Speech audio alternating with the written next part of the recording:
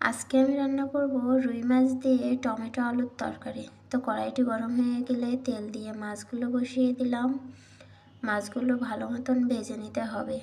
মাছগুলো সুন্দর করে ভাজা হয়ে গেছে দেখুন। এখন আমি মাছগুলোকে উঠিয়ে নিব।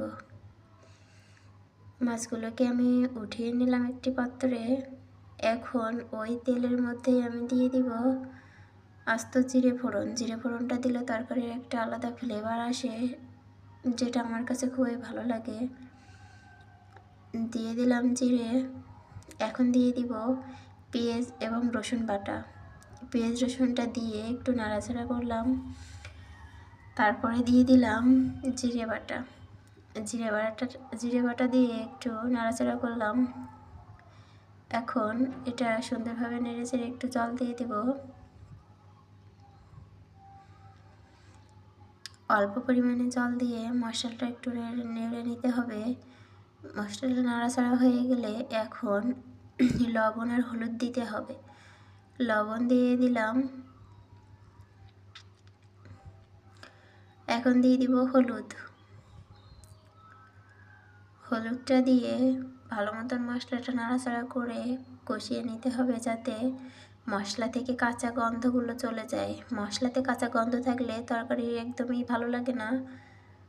এজন্য মশলাটা খুব সুন্দরভাবে ভাজতে হবে, যাতে মশলাতে কোনো কাঁচা গন্ধ না থাকে। এখন দিয়ে দিলাম কাঁচামরিচ।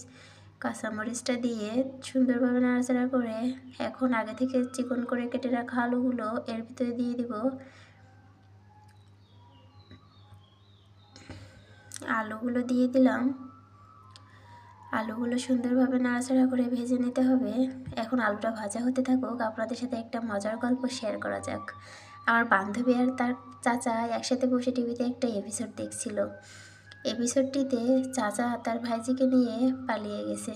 এখন সেই মুহূর্তে আমার বান্ধবী তার বান্ধবীর দিকে তার চাচা মোটা করে তাকিয়ে আছে। এখন বান্ধবী বলে, এখানে আমার দোষটা কোথায়? আসলে বান্ধবীর কোনো দোষ নেই, এটা একটা এপিসোড।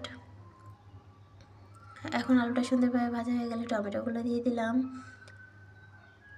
টমেটোগুলো দিয়ে ভালো মতন ভেজে নিতে হবে, যাতে টমেটোগুলো থেকে কাঁচা গন্ধ চলে যায়। এটা ভালো মতন ভাজা হয়ে গেলে পরিমাণ মতন ঝোল দিয়ে দিব তরকারিতে। এখন একটু ঢাকা দিয়ে দেবো কিছুক্ষণের জন্য। কিছুক্ষণ পর ঢাকনাটা তুলে দেখি ঝোলগুলো ফুটে গেছে। এখন মাছগুলো একে একে দিয়ে দিতে হবে। মাছগুলো দিয়ে দিলাম।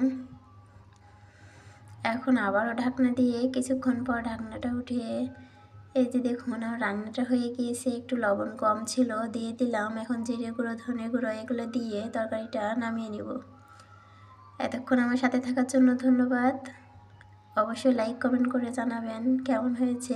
এই যে দেখুন তরকারিটা নামিয়ে নিলাম।